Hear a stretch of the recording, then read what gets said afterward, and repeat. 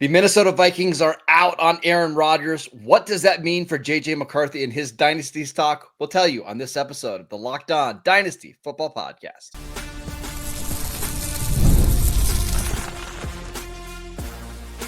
You are Locked On Dynasty Football, part of the Locked On Podcast Network. Your team every day. Here are your hosts, Marcus Mosher and Kate Madjuk. Welcome back to the Locked On Dynasty Football Podcast, part of the Locked On Podcast Network, your team every day. We'd like to thank you for making us your first listen of the day. Today's episode is brought to you by Gametime. Download the Gametime app, create an account, and use promo code LOCKEDONNFL for $20 off your first purchase. Welcome back. I am your host, Marcus Mosher. You can follow me on Twitter at Marcus_Mosher. Joining me today, as always, is Kate Madjuk. You can follow her on Twitter at Kate Madjuk. And it's a Wednesday show, so of course, Matt Williamson is here. You can follow him on Twitter at WilliamsonNFL. And Matt, we got some news, kind of news. I don't even know what you say, but the Vikings are apparently out on Aaron Rodgers right now. And they're going with JJ McCarthy, according to Tom Pelissero of NFL Network. They've rejected multiple trades for JJ McCarthy, including some that would have brought back a first-round pick. My question to you is, now that we think this Aaron Rodgers nonsense is over, what does this mean for McCarthy's dynasty value? Well, I don't think any of the Aaron Rodgers nonsense is over. I mean, I think he's just getting warmed up with nonsense. And I retweeted Adam Schefter that he put out about a half hour ago that he's going to take his time. So big shocker there for Aaron. But anyway, the Vikings nonsense is over. I don't think this changes much for Jefferson. I just have extreme faith in the system, the coaching staff. McCarthy's a talented player. If you're breaking ties versus Jamar Chase, I want Chase, just because Burrow versus McCarthy isn't close. But whoever number 3 is, if that's Neighbors or Lamb or St. Brown or whoever your number 3 receiver is, I don't think they're nipping at Jefferson's heels, or this is a time to dump Jefferson by any stretch. I think he's going to go down as an all-time great. If anything, I might just say, hey, Jefferson owner, are you content with your guy, or are you fielding offers because of this news? And then one thing I want to throw out to you guys, and we were talking about this on a different show yesterday.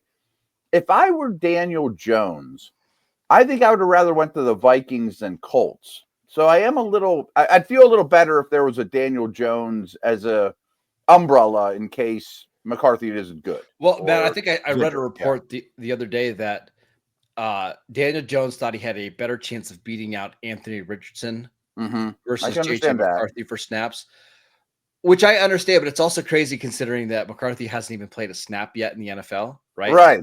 So Daniel Jones must have got a pretty good sense, like how high they are on McCarthy and how unlikely it was he's going to be on the field. But I don't disagree.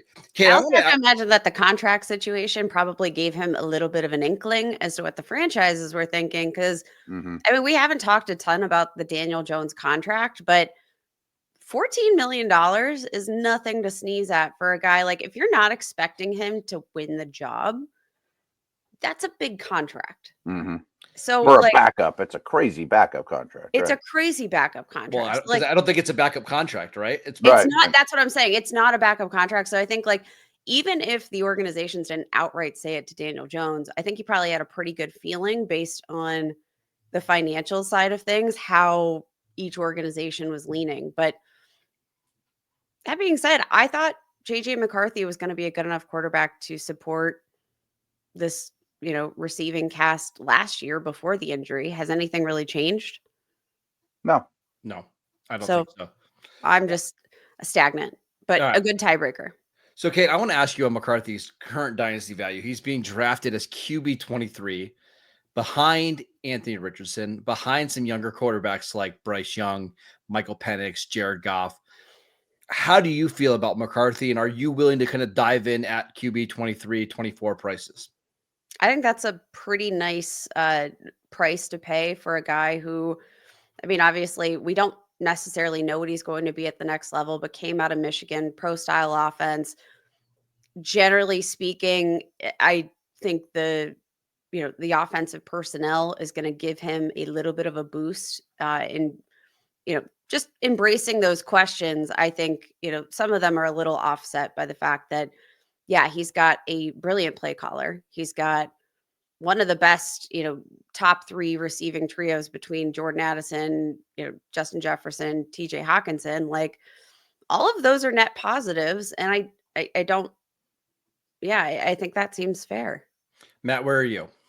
Yeah, like I'm taking him over Darnold, who he replaced, over Geno, who Darnold replaced. I'm going to try to avoid Richardson in this conversation. I just think he's such a wild card because of the fantasy stuff he could do.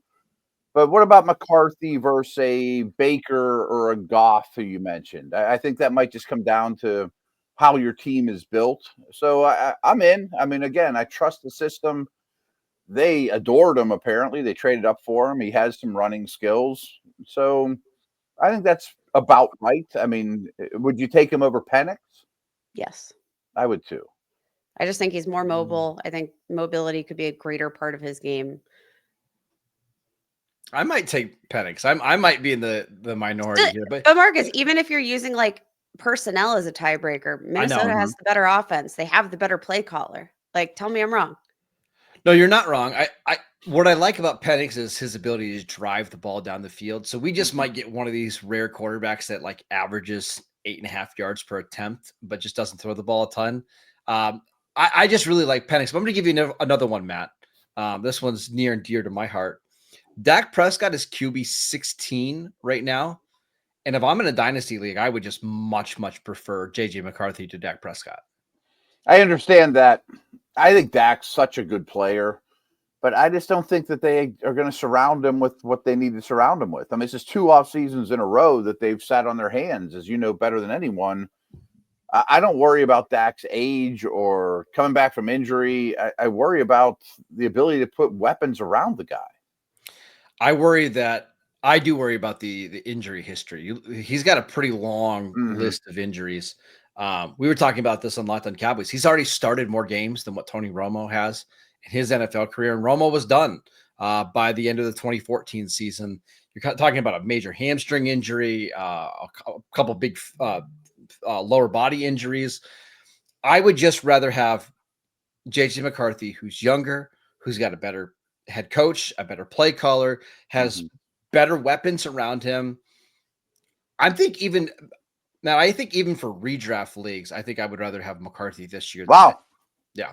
Okay. I mean, you make good points. I mean, I totally get it. Dak doesn't run like people think he does. You know that, obviously. Yeah. McCarthy probably has more rushing yards this year, don't you think?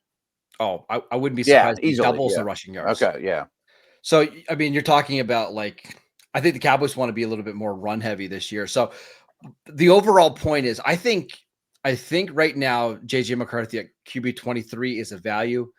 What about, I'm going to ask you both. It seems too low the more we talk through it. Yeah. What about Bryce Young? McCarthy. I'll take McCarthy. There's no doubt that McCarthy has a better coach, right? A better coach, better surrounding weapons, plays in a dome. Now, the division's harder. All the above. I don't care about that. Yeah. It doesn't matter. Let me give you one more. Brock Purdy, QB 14. I'm assuming you're taking Purdy still?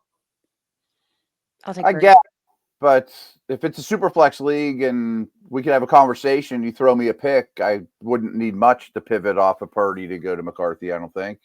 Okay. Not good vibes there either. No. Okay, how do you feel? I think I lean just the known of Purdy because I think from a fantasy perspective, I think if JJ McCarthy produced the kind of numbers that Brock Purdy did, we'd all be pretty dang happy. Especially in this day and age, we saw Brock Purdy a lot more willing to utilize his legs in the run game, which I think, that was kind of pivotal for increasing his ceiling just a little bit. But when I'm viewing these two players, I think their ceilings are close enough that I'll just take what I know with Brock Purdy versus the devil I don't. Yeah, there's a 50 spot gap in startup drafts between Brock Purdy and JJ McCarthy. And I think all of us would probably prefer Purdy straight up, but not 3 rounds higher, right? I think that's the overall point. So the more we talk through this and all the dynasty I've done in my life, I feel like now's the time to pounce on him. I Yes. mean, Yes. in that, what would he have to do to go backwards in those rankings the first month of the season? I mean, Get he's hurt. not going to get benched. I mean, he'd have to get hurt or blow That's out it. his knee or something. But Right. He can be terrible, and it he can be won't go terrible. backwards. He's He has not going nowhere to to go but up. Yeah, and you look at the quarterbacks that are like being drafted behind him, like Tua, Sam Darnold, Justin Fields, Gino. Like those guys are either old, basically on 1-year deals. I think now's the time to buy. This is probably the lowest his value will ever be. I mean, if he throws 10 touchdowns in the first month, which isn't crazy, I'm not saying 15, he's going to be 12th on this list. Yeah, absolutely. Yeah. All right, let's talk about the Steelers, because we do have 2 Steeler experts here. What is going on with the Pittsburgh Steelers, and how do we value their assets moving forward? We will get to that next. This episode is brought to you by Gametime. Imagine watching your favorite team live, feeling the energy of the crowd, and witnessing unforgettable moments. There's nothing like experiencing a big game in person. But getting tickets shouldn't be stressful. But that's where Gametime comes in, making it easier than ever to grab last-minute seats at unbeatable prices. Curation makes it easy to find the best value for your tickets for sports, concerts, comedy, and theater events near you. I just checked the Gametime app this morning, and there's some amazing deals coming up for some big-time matchups. Plus, they have the lowest price guarantee, or Gametime will credit you 110% of the difference. Plus, they've got the best seats that you can imagine. You're going to be able to see your seats in the app before you buy, and there's no surprise fees and a lowest price guarantee so that you can book with total confidence. Take the guesswork out of buying tickets with Gametime. Download the Gametime app, create an account, and use promo code LOCKEDONNFL for $20 off your first purchase. That is Locked On NFL for $20 off. Download Gametime today. Last minute tickets, lowest price guaranteed. Welcome back to the Locked On Dynasty Football Podcast. We'd like to thank you for making us your first listen of the day. Matt, let's talk about your Steelers, your Pittsburgh Steelers, because it is March 19th, and unless some big news breaks before the end of this podcast, the only quarterbacks on the roster are Mason Rudolph and Skylar Thompson. Yeah. Now, they're still in on Aaron Rodgers, but that could take a while. I want to know for you, like, how do we value these dynasty assets like DK Metcalf, like George Pickens, like Jaylen Warren, when we have no idea what the quarterback situation is going to look like? So this will be my prediction of how it all shakes out when we head to St. Vinny's College in Latrobe and I bunk up and move in there for the month. I think the offense will look like this. I think it'll be the current backfield of Warren and Gainwell with probably a day 2 running back, maybe a 4th rounder, but I mean a substantial running back, and that's going to be the running back room. I think the quarterbacks will be Rudolph, a 5th round guy like Rourke or McCord or somebody Will like Howard. that. Yep. Well, somebody like that I kind of like that group, but whatever. And either Rodgers, Wilson, Carr, or Cousins, some name, you know what I mean? Like that's been around the block that will be the clear starter at that point. I give Pickens a 60% chance to be on that roster. And I don't know that the receivers will get much different infusion of talent, maybe a mid-round pick, but I think all in all, it's probably Metcalf and Pickens. They don't run a lot of 11 personnel. No. Austin and Roman Wilson will be adequate, and some big playability, see what they are, especially Wilson. And I think the O-line is better than people think. I think that there's a misconception that this O-line is really bad. And I don't think it is, because they faced so many stack boxes last year because Pickens was the only threat, that I think just, like Seattle faced too high shell, the 3rd highest rate in the league last year. And they couldn't do anything on the ground. But that was because of Metcalf. That wasn't because of JSN. You're going to see a lot more too high. I think there's going to be more running room. And then here's another number that, the time to pressure that the Steelers allowed was the 3rd highest behind Baltimore and Kansas City. That's, to me, is quarterbacks just holding the ball. So Fields and Wilson being gone, assuming Wilson's gone, I think the O-line looks noticeably better. Now, they are going to run the ball a lot, so take that information how you want. But I think that's what it's going to look like when we break camp. Kate, how are you feeling about the whole situation? I think the only player I'm really kind of locked in on right now, at least in terms of their value inside of the Pittsburgh offense, is DK Metcalf. And that, in a big part, is just me kind of following the money. That's my tiebreaker there. I love George Pickens, but again, kind of a duplicative skill set with DK Metcalf there. So if he's a big enough pain in the butt, the Steelers have already shown the willingness to move on from somebody who is a key aspect of their offense if he's just not jiving with the organization. That being said, go ahead. No, go ahead. I just want to know, Matt, is there any quarterback out there for you, whether it's in the draft or free agency, where if that person was acquired, that you would start to move any of these players up in your dynasty rankings, or are we pretty much at where we're going to be at? I think we're probably at where we're going to be at. It's not going to be a high volume attack. Kate has a great point about following the money. I just checked on Dynasty League football. It sounds like Pickens and Metcalf are basically going neck and neck in terms of their value right now, which I totally understand. I was going to throw out to you guys, but I think it's a coin flip. Although Pickens could land in a better situation. Metcalf's here for a while, but they have plans to use him.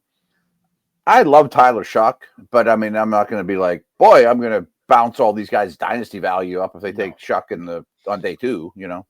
Okay, I want to ask you about the running back situation, because right now it is Jaylen Warren, Kenny Gainwell, Cordero Patterson. And I mean, listen, I like Jaylen Warren, but this is probably, as we go into the draft, one of the weaker running back rooms in the league. Do you think there's a chance that Pittsburgh could be one of these teams that drafts a round 1 running back, because they don't have a second round pick because of the Metcalf trade? They're drafting in the later part of round 3. Maybe the running back run will be already over by that point. Do you see the Steelers as a potential like Omari and Hampton landing spot? That's the only one. Yeah. I'm leaning right now defensive line for the Steelers first round pick. I think that's kind of the general consensus at this point. There's been some mocks that like maybe Shedeur Sanders if he falls, but I think the general vibe is that the Steelers want to rebuild their defensive line.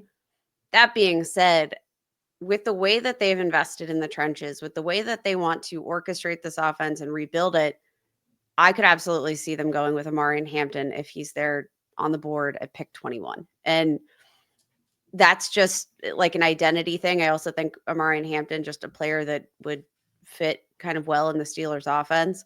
Jaylen Warren, I again think he's like a really great complementary asset, but I think between, maybe some ball security issues, between, just not having been able to lean on him in a full-time role, and maybe they didn't try because they didn't need to with Najee Harris there, but like he was the more efficient back, and they never felt inclined to make him that guy in the offense. And I think that tells me everything I need to know.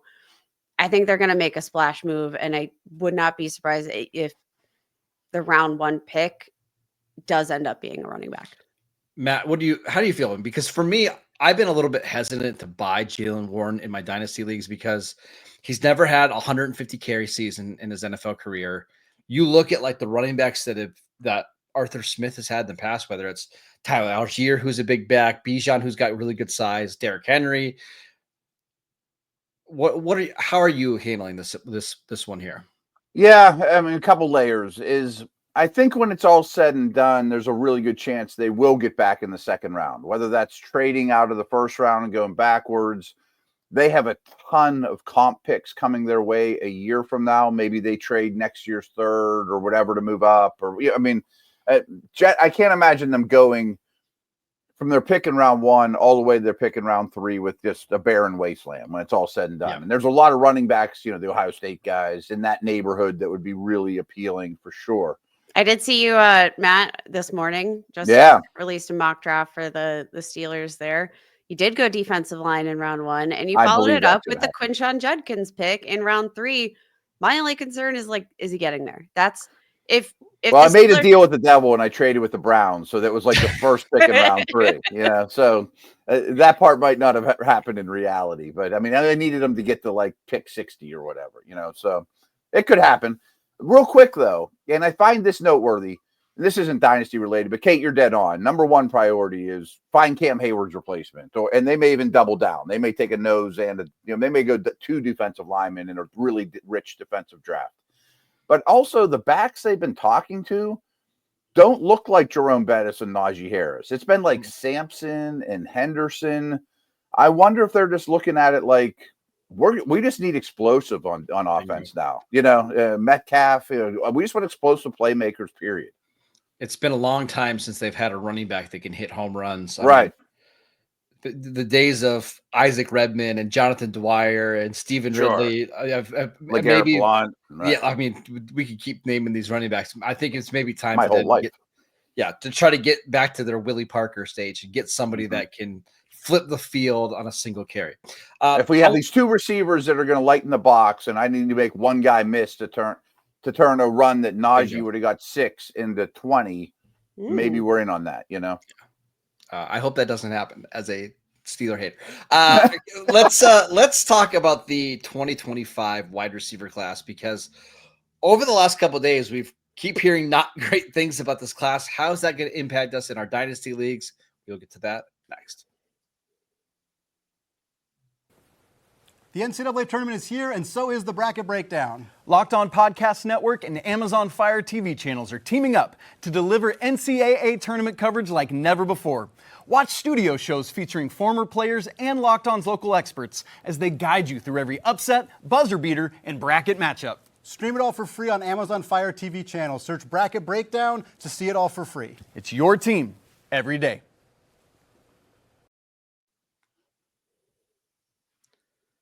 Welcome back to the Locked On Dynasty Football Podcast. We'd like to thank you for making us your first listen of the day. For your second listen, check out the Locked On NFL Draft Show with Damian Parson and Keith Sanchez. Now that the season is over, get the latest draft rankings, rumors, and news every day, and find Locked On NFL Draft on YouTube or wherever you listen to your podcasts. All right, man, I want to just have a big picture conversation about the 2025 wide receiver class, because we've seen some mock drafts over the last couple of days from Daniel Jeremiah and from Mel Kiper, where their wide receivers are falling. I believe Ted McMillan was available to the Chargers at pick 22. We saw, I think, in Daniel Jeremiah's mock, no receivers in the top 20 of that draft. And then there was a report today from Jory Epstein at Yahoo that most teams only have 2 receivers graded in the first round, 2 receivers graded in the second round. She said that they only have 5 total receivers inside the top 100, that multiple teams are saying this is an extremely weak wide receiver class. How should that impact us when it comes to our rookie drafts and just our dynasty philosophy overall? Yeah, I don't like to overreact to mocks, especially this far from the draft. But if I'm going to, it's going to be Mel and DJs. You know what I mean? Like, they're the ones to me that the league tells the most, that they get their information straight from NFL sources that they trust and friends. So Peacock and I had a good conversation about this, because I did a mock and I didn't mean for it to happen, but I only had 2 receivers going in the first round. I had Golden going to your Cowboys, and I had Ted McMillan going early 20s or something like that. Maybe the Chargers, something like that. And he's like, look at these contracts. We just saw Chase sign a huge deal. Follow the money. And I'm like, yeah, but these guys aren't Chase. I mean, these guys are not replacement level by any stretch, but they're not special. I don't think, they're not more on like the Jordan Addison level of receiver. Yeah, right. It's kind of like that draft class. Right. Quentin Johnston draft class. I know a lot of those guys didn't work out. But still, I don't know. I don't think the league is going to trust their number 2 wide receiver spot. Pittsburgh's a great example with the DK Metcalf trade to go and fishing in the day 2 of the draft. Kate, how do you feel about this receiver class, and how are you handling it in your dynasty leagues? I think it's really challenging, because it does feel like, T-Mac, Tetero, and McMillan, top of the line, right? Feels like he's pretty widely the consensus wide receiver 1 in this class. But I do think that the tier break after that, in the tier, like the sheer volume of receivers in that second tier, is a lot. So while maybe not everybody has like a first round grade or has multiple first round grades, I could see there being like a second round run on wide receivers just because of the fact that the tier for me with these guys is so close. That being said, I think it's going to be a convoluted mess, and that's why I'm prioritizing running back in my dynasty rookie drafts. And I agree. I think we're going to see some receivers get artificially overdrafted because you look around at the depth charts in the NFL right now, and there's teams that are just desperate for receiver help, and they're not going to be able to help themselves once they get to April.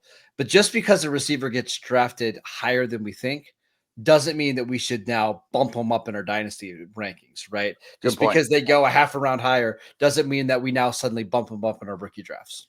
Like the receivers that go like 50 to 80 overall, Jack Betch and those type of dudes, they're fine, but I don't know that I want to start them ever in fantasy, you know?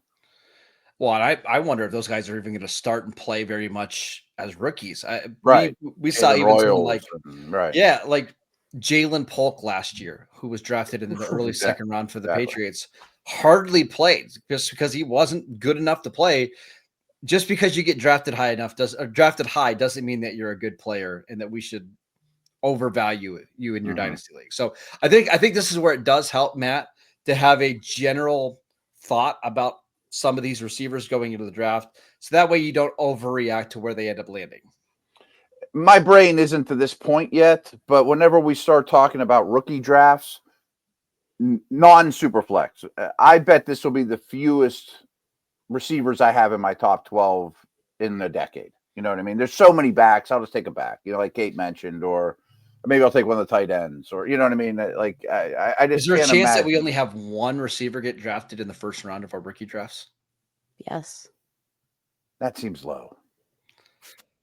The issue is, though, it's like, would you rather take Quinshon Judkins, who might go in the second or third round, over Emeka Buke, who I just think is going to be but I'm talking about, I don't know if I can come up with 12 before Golden. a different one. Would You you know rather what I mean? like Tyler Warren and Colston Loveland, two tight ends that are going to go in the first round, Both of them. Yes. over someone like a Buke or Luther Burden? That's a coin flip to me. I'm kind of warming up to Burden. Okay. Well, I'm already been there, buddy. Okay. Big Marcus Luther is Burden fan. red fire hot. I'm already there. I think he's being a little slept on. To me, this is just NFL teams being like, no, definitely don't take Luther Burden before our pick. That sounds like a bad idea. Stay away from him. He's yucky. Yeah. That happens a lot in the NFL, by the way. Teams are constantly putting out stuff to see if they can get their guy to fall. All right, that is it for today's episode of the Locked On Dynasty Football Podcast. We'd like to thank you for making us your first listen of the day. On tomorrow's show, Kate and I are going to break down Shedeur Sanders. We talked about Cam Ward on Tuesday's show, so make sure you are on the lookout for that. Go download the podcast wherever you get your podcasts. We are free and available on all platforms. Follow Matt on Twitter at Williamson NFL. You can follow Kate at Kate Majuk. I'm at Marcus _Mosher, and we'll see you right back here tomorrow.